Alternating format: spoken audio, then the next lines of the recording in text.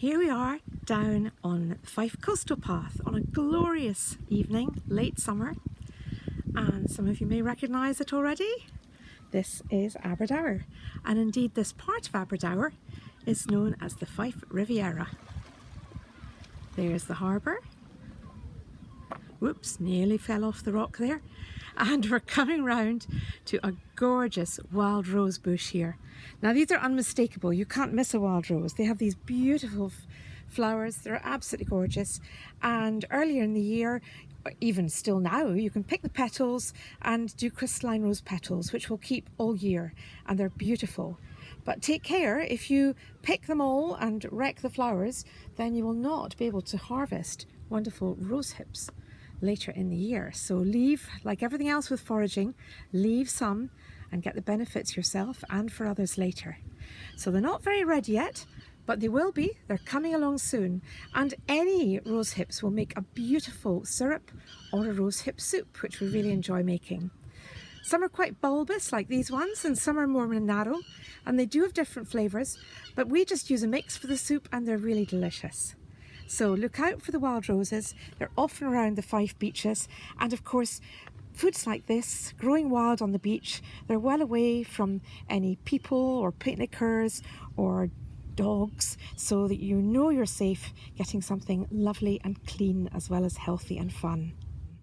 So here I am still on the coastal path, and we have some beautiful wild marjoram.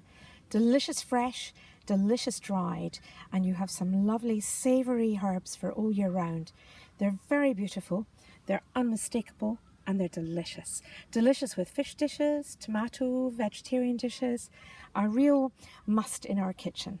But right beside them, when I was really just searching out the marjoram, what should I find but some lovely ripe rose hips, ready for one of our wonderful soups. Just absolutely, they are rosy and red, and even brambles. Now that's what I call a great harvest from Aberdour and the Fife coastal path. Welcome to Scottish Food Studio, where we run workshops, and you're very welcome to come along. And here are the rose hips that we gathered earlier, and these are ready for our lovely rose hip soup, and the recipe will be on my website. Here's also some crystallised rose petals. Very easy to do. Brush them with egg white, dust them in caster sugar, and put them to dry, air dry on baking parchment, and they'll keep for months in an airtight tin, and delicious on any desserts.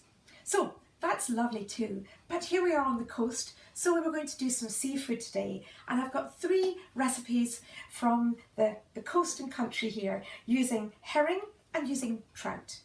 So we're going to start with stekt sill, which is a Swedish dish using fried herring. And normally they would do it in sourdough breadcrumbs, but I had some lovely oat cakes that needed eaten up, so I ground them up and made a lovely dressing with the oat cakes instead, which works equally deliciously. And you want to sandwich them together with a herb butter. And what I've used is juniper berries and marjoram. So the marjoram here is beautiful, the wild marjoram that we picked on the beach, and the juniper berries, you need to go up a little bit more into Perthshire to get juniper berries, but they are a fantastic find when you have them.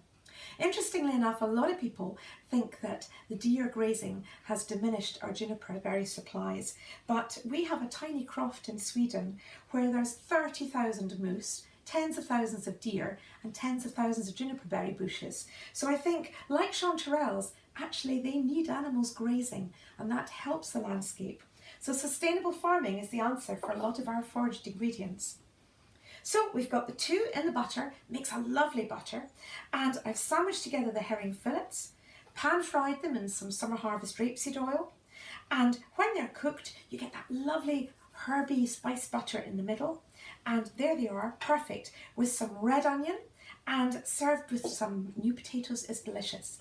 But the thing about this stekt sill is you can have it lovely and hot with maybe some lingen sauce or red currant sauce, but you can also have it cold, and what you want for that is something like Sam's lovely Orkney craft vinegar, and you literally soak them in vinegar in a bowl and leave them at least 1 day, and then they're a real delicacy in Sweden, eaten cold, again with new potatoes and lingonsylt, lingonberry jam.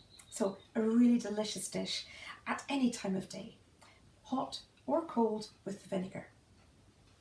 Next dish we have is the trout. Now, baked trout cooks in 8 minutes. It's so easy and you can do such a range of delicious toppings on them.